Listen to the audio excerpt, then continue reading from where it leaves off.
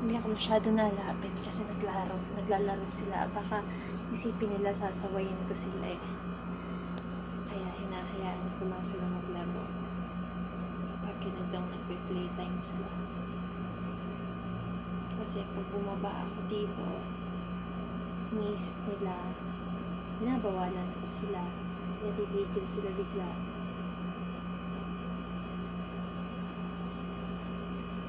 Magkahabulan sila eh.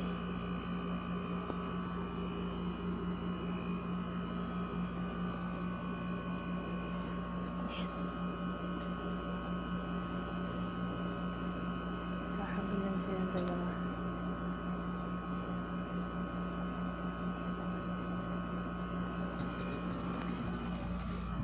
Ayan. Sinapak sa mukha.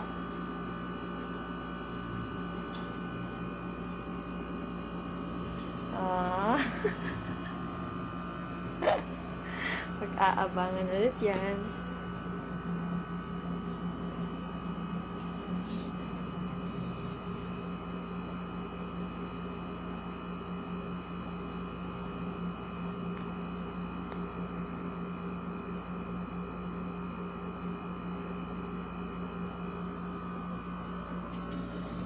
Ginagawa na.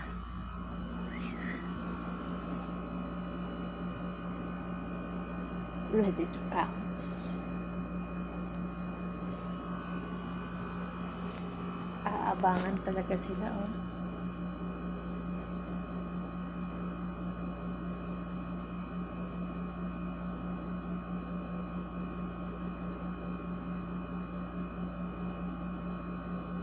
Yan ang kagandahan pag dalawa ang cats mo. Hindi magkakaroon ng single cat syndrome yung isa. Pag mag-isa kasi, syempre, magkakaroon siya ng inferiority complex kasi mag-isa lang siya. Ngayon, pag dalawa sila, they have each other. Lalaro sila, maglalambingan sila. Paminsan-minsan, pinag-aaway, syempre sasawayin natin, pinag-aaway. Pero yun nga, they have each other. Pag ganun, lalaro sila. Ayun.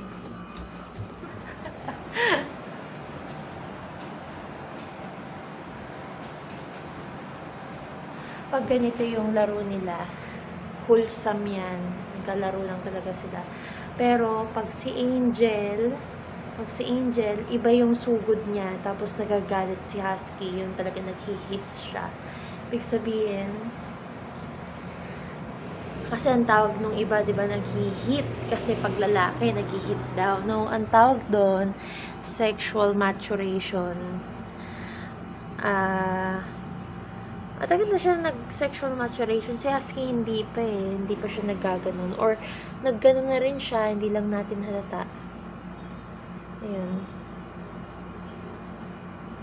Gustong makaisa ni Angel minsan. Hindi niya nare-realize na lalaki si Husky. Pero itong laro nilang to ngayon is laro nilang ano lang to. Pag sumugod si Angel na parang nagagalit na si Husky, ayun, yun yung talagang hindi sinasaway ko. Yan lang, pinakita ko lang sa inyo ano yung ginagawa nila every night. Madalas kami naglalaro. So, kasi happy sila lagi. And pag happy sila, happy din ako. And syempre, kahit naman happy ako palagi kasama sila. Yun.